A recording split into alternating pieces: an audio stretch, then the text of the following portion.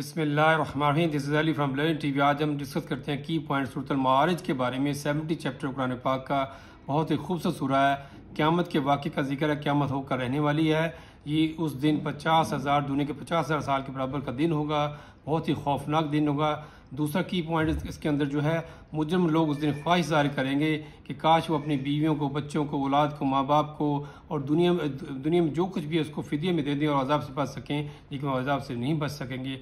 तीसरा जिक्र इसके अंदर है, अपने जो मुफलिन है वो अपने आप को, मुफलिहीन जो लोग हैं अपने आप को बचाते हैं, वो अपने नमाज़ों की पाबंदी करते हैं, अपने शर्मगाहों की हिफाजत करते हैं, अमानत का ख्याल रखें, अमानतदार हैं, दयानतदार हैं, झूठी गवाही नहीं देते, अपनी शहादत सही सही जगह पर शहादत देते हैं।